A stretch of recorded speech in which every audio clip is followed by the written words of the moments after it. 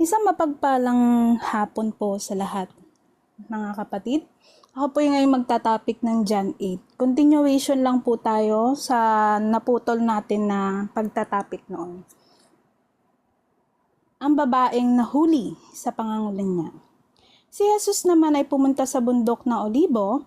Kinabukasan, maaga pa, ay bumalik na si Jesus sa templo. Maraming tao ang lumapit sa kanya. Kaya umupo siya at nangaral sa kanila. Dumating ang mga tagapagturo ng kautusan at mga pariseyo na may dalang babae na nahuli sa pangangulong niya. Pinatayo nila ang babae sa harap ng mga tao at sinabi kay Jesus, "Guro, ang babaeng ito'y nahuli sa pangangulong niya." Verse 5, ayon sa kautusan ni Moises, ang mga babaeng tulad niya dapat batuhin hanggang sa mamatay. Anong masasabi mo?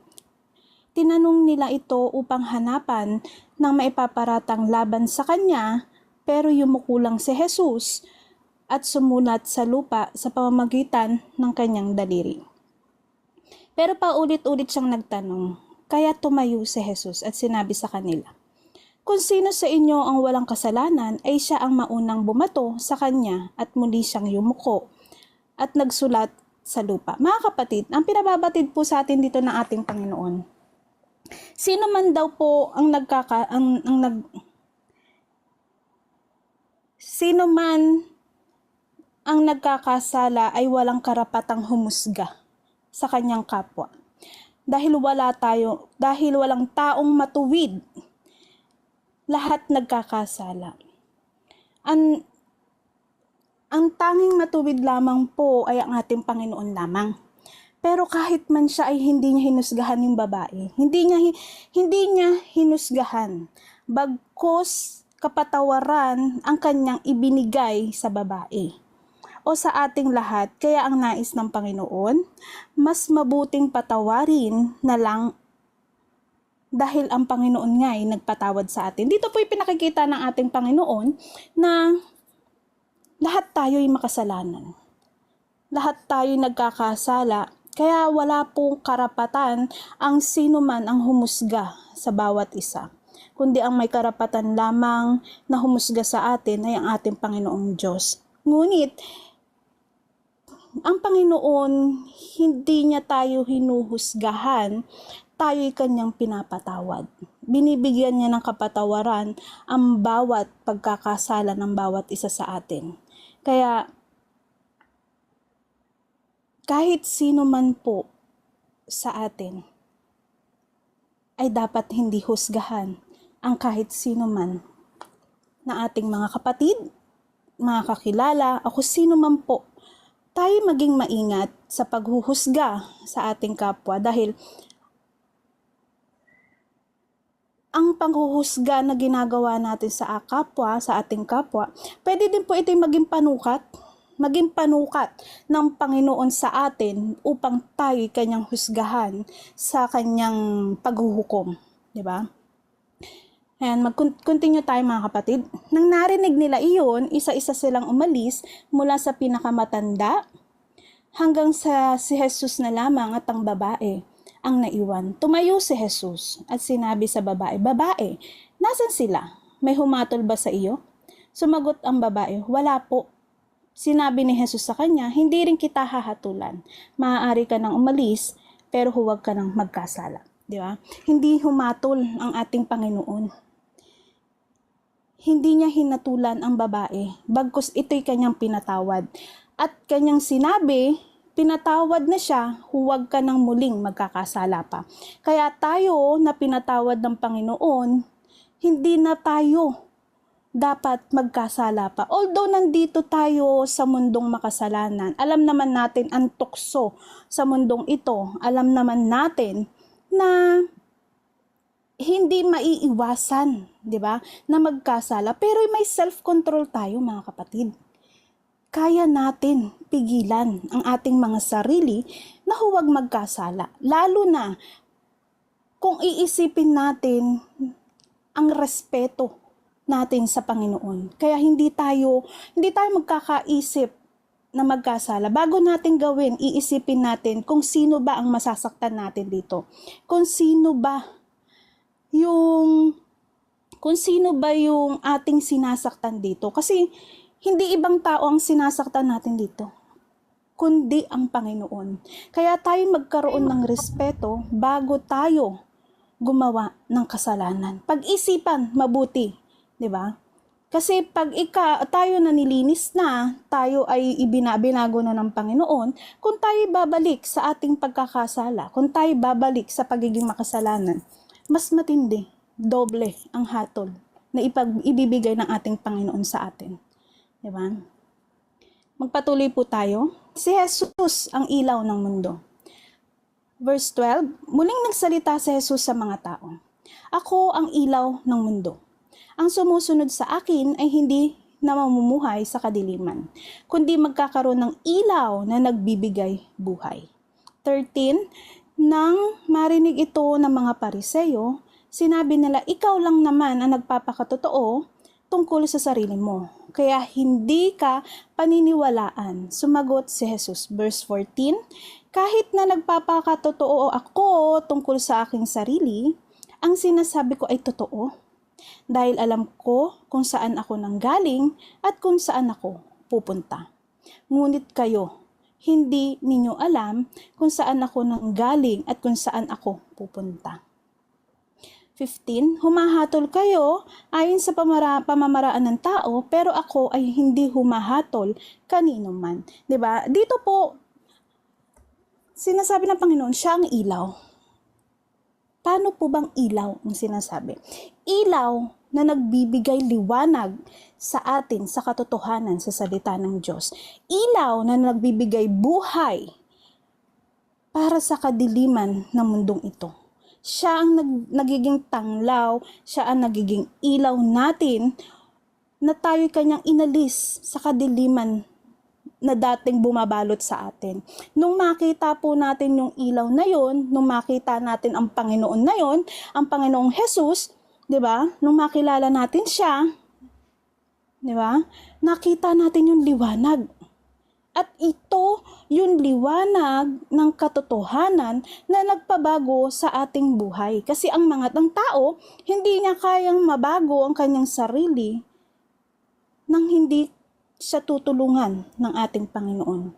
Walang tao ang kayang magpabago sa kanyang sarili, ng sarili lang niya. Pero kung ito'y ipagkakatiwala natin sa Panginoon na tayo kanyang baguhin, kaya natin magbago. Kayang-kaya ng Panginoon baguhin tayo. Kasi ang ilaw na pinagkakaloob niya sa atin, ito ay magbibigay buhay, magbibigay liwanag, nagbibigay katotohanan para sa ating lahat. At ang sabi po dito, sinasabi po ng ating Panginoon na hindi po alam kung saan pupunta ang ating Panginoon. Pero siya alam niya kung saan siya nanggaling.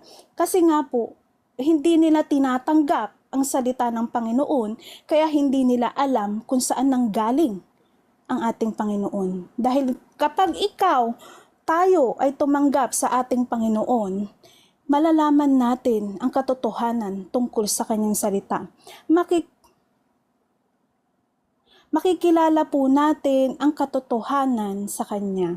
Kapag tayo po ay kinilala ng mas malalim ang ating Panginoon, ay makikita po natin siya. Makikilala po natin siya kung saan siya nagmula at kung saan siya nagpunta. Ito po hindi nagawa sa nung mga nasa New Testament, kaya tinatanong siya kung saan siya galing at saan siya pupunta. Hindi nila kaya na alamin, hindi nila malaman, hindi nila alam kung saan pupunta ang Panginoon. Kasi nga, hindi nila tinatanggap sa puso. Ang ating Panginoon ay nasa puso lamang natin. Siya ay nananatili at namumuhay sa ating puso. Ayan.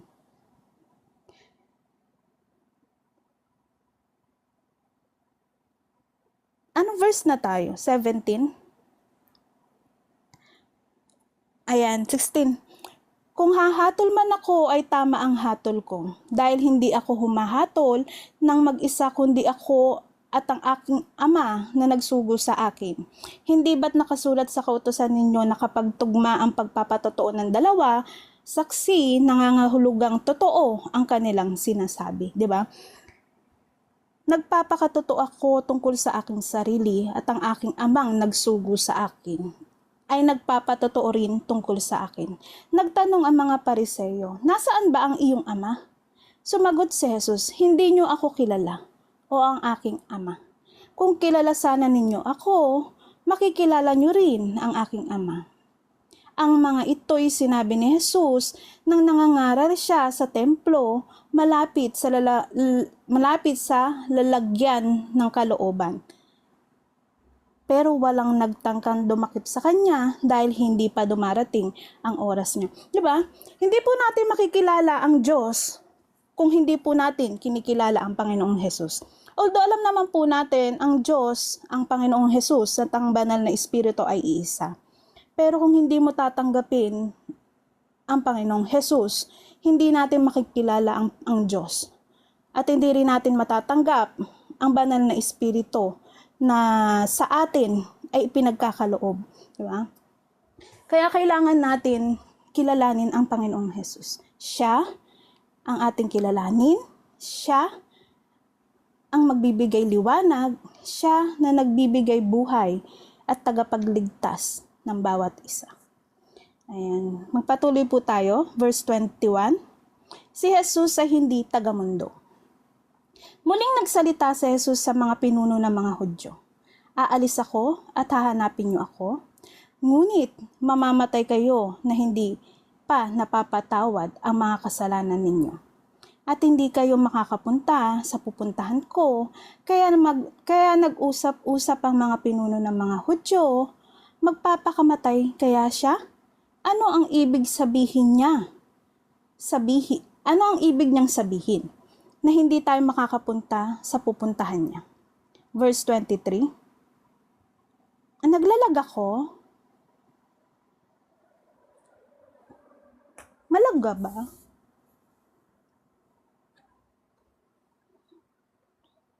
Okay naman. Thank you.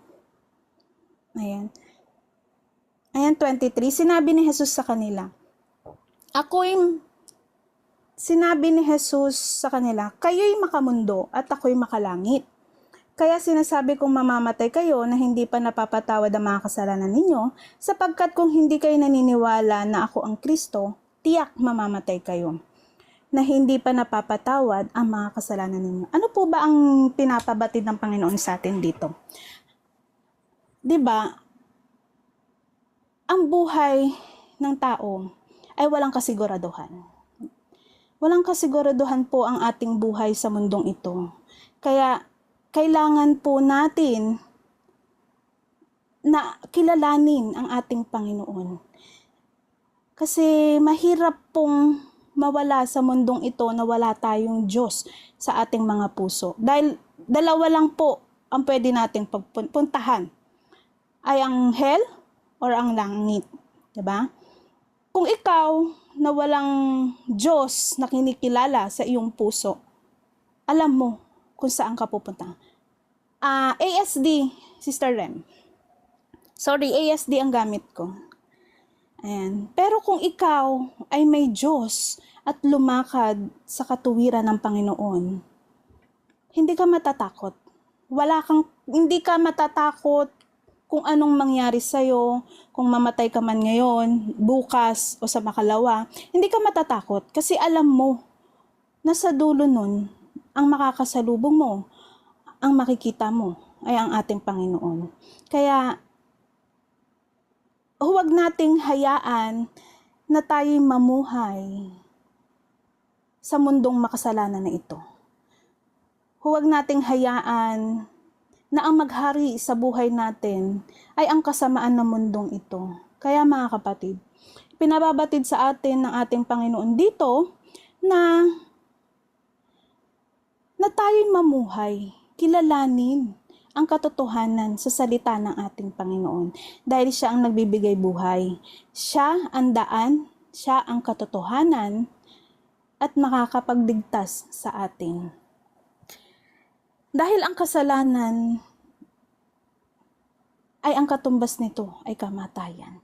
Kaya mamuhay tayo ng may Diyos sa ating mga puso. Mamuhay tayo na lumalakad sa katuwiran ng ating Panginoon. At ang sabi po dito, magpatuloy tayo. Bakit sino ka ba talaga? Verse 25. Tanong nila, sumagot si Jesus, hindi ba't noon una pa ay sinabi ko na sa inyo kung sino ako? Marami akong masasabi at mahihahatol laban sa inyo. Sinasabi ko sa inyo ang totoo. Wala akong pinapahayag sa mga tao sa mundo maliban sa mga ipinapasabi na nagsugo sa akin. At mapagkakatiwalaan ang mga sinasabi niya. Hindi nila naiintindihan na nagsasalita si Jesus tungkol sa Ama. Kaya sinabi ni Jesus, kapag itinaas na ninyo ako na anak ng tao, malalaman ninyo na ako ang Kristo. At malalaman din ninyo na ang lahat ng bagay na ginagawa at sinasabi ko ay ayon sa tinuturo sa akin ng aking Ama. Lagi kong kasama ang nagsugo sa atin.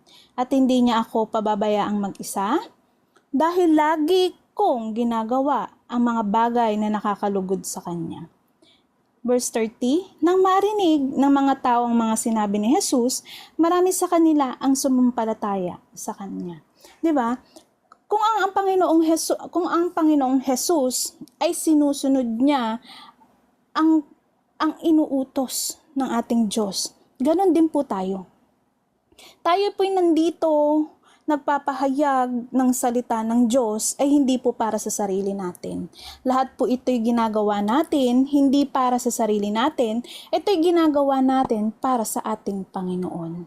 Naglilingkod po tayo sa ating Panginoon, ipinapahayag ang salita niya dahil ito po ang nais ng ating Panginoon. Ang ipahayag, ipalaganap ang kanyang salita na may katotohanan at may kabatasan. Dahil gusto niyang magising ang mga taong bulag pa rin sa katotohanan sa kanyang salita. Ipagkaloob natin ang liwanag na natanggap natin sa ating Panginoon. Huwag po natin takpan ang liwanag na binigay sa atin ng Panginoon sa katotohanan ng kanyang salita. Kailangan po natin ito ipagkaloob din sa ating mga kapatid at lalong-lalo na sa mga taong naliligaw pa rin at hindi pa rin mahanap ang Panginoon sa kanilang puso. Ipahayag natin ang salita ng Diyos. Ipagkaloob natin sa kanila kung ano yung liwanag na natamo natin sa ating Panginoon. Kung ano yung liwanag na ibinigay sa atin ng Diyos, ganun din po ang ibibigay natin sa kanila. Dahil tayo po ay nakakaalam ng salita ng Diyos, ito'y binigay niya sa atin ang kaalaman na to para ibahagi sa lahat. Ipagkaloob sa lahat ang kanyang salita na magbibigay kaligtasan sa bawat isa. Ayan, magpatuloy po tayo mga kapatid. Ang katotohanang nagpapalaya sa tao. Verse 31, sinabi ni Jesus sa mga Hudyong sumasampalataya sa Kanya, kung patuloy kayong susunod sa aral ko, totoo ngang mga tagasunod ko kayo. Malalaman ninyo ang katotohanan at ang katotohanan ang magpapalaya sa iyo. 'Di ba? Ito nga po 'yun, 'di ba? Kapag tayo ay sumunod sa salita ng ating Panginoon, 'di ba? Sinunod natin ang kanyang salita, isinabuhay natin ang kanyang salita, ay malalaman natin ang katotohanan tungkol sa Kanya. Malalaman natin ang katotohanang nagpapalaya sa atin sa mundong sa masamang mundong ito. Siya ang magpapalaya sa atin sa mga kasalanan natin sa mundong ito. Magpatuloy tayo, verse 33. Sumagot sila kay Jesus, nagmula kami sa lahi ni Abraham. At kailanman hindi kami naging alipin ng kahit sino. Bakit sinabi mong palalayain kami? Verse 34, sumagot si Jesus, sinasabi ko sa inyo ang totoo. Ang sino mang nagkakasala ay alipin ng kasalanan. Ang alipin ay hindi namamalagi sa isang pamilya sa habang panahon, ngunit ang anak ay namamalagi magpakailanman. Kaya kung ang anak ng Diyos ang magpapalaya sa inyo, talagang magiging malaya kayo. Amen. Alam kong galing kayo sa lahi ni Abraham, pero tinatangka ninyo akong patayin dahil ayaw ninyong tanggapin ang mga tinuturo ko. 'Di ba? Dito nga po, pag ang tao ay lipin ng kasalanan, 'di ba? Pag siya'y nanatili sa pagkakaalipin na yun at hindi niya talaga kinilala ang Diyos, yun ang magiging dahilan ng kanyang kamatayan. Mamamatay siya na alipin ng kasalanan. Pero kung siya, ang tao ay tinanggap ang ating Panginoon, ito'y kanyang bibigyan ng kaligtasan. Bibigyan niya, 'di ba? Palalayain niya sa pagkaalipin sa mga kasalanan na ito at babaguhin niya yung tao. 'Di ba? Kagaya ng pagbabago na ginawa sa atin ng ating Panginoon, na dating slave din po tayo sa kasalanan, pero dahil nakilala natin ang Diyos, nakilala natin siya, tayo'y lumaya sa ating pagkakasala.